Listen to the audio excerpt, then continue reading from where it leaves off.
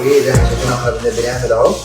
يلا نجيب اللي تحت ده من غير ما نشوف. بسم الله بسم الله. احنا معانا استاذ احمد رأفت عبد المولى. مبروك يا استاذ احمد، ان شاء الله تنورنا. باذن الله تعالى هتكون العمليه بتاعتك. السلام عليكم، ازيك يا استاذ احمد؟ معاك الدكتور عبد الرحمن، وعايز اقول لك شفت بقى الدنيا. انا عايز اقول لك ان احنا عملنا اللايف من شويه وان انت اللي هتاخد العمليه ببلاش يا سيدي. انت بتتكلم بجد؟ والله العظيم بتكلم بجد. ازيكم يا جماعه؟ طبعا احنا من سنه كده ايام العرض بتاع الافتتاح بتاع الفرع الجديد، كان معانا حد اعلن لنا ان هو فايز بمسابقه زراعه الشعر ان هو ياخد العمليه مجانا، وكان معانا الاستاذ احمد حاجز اونلاين مجاش وبعت على فودافون كاش، وسبحان الله يعني عشان القدر ان هو اللي كسب. فاكر الموضوع؟ فاكر طبعا. لا لا جوه هو خد صور افريقيا يا عم استنى يا عم.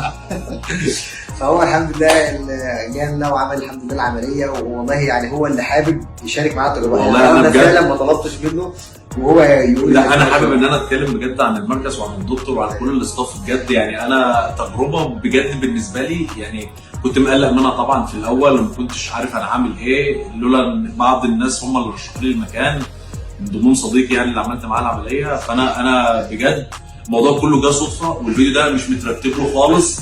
انا بس عايز اشكر كل الناس اللي في المكان، وخصوصا جزيره دكتور عبد الرحمن بجد، ودكتور محمد انا ما قابلتوش لسه بس انا بشكرهم من غير ما اعرفه والله.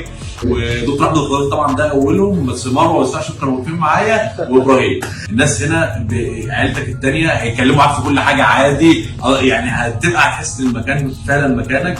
انا بنصح اي حد بجد والله، الكلام ده مش مدفوع ملوش علاقه باي حاجه، ان اي حد حابب ياخد التجربه دي لازم يجي هنا، لازم يجي هنا، لازم يجي هنا، لان انت هتحس ان انت بتاخد كل حاجه. يعني لو انت في كوست انت بتدفعه، انت بتاخد قصاده خدمه، وبتاخد قصاده معامله، بتاخد قصاده معرفه ناس. انا من دمياط هجيب لكم مشاركه المره الجايه ولا جاي.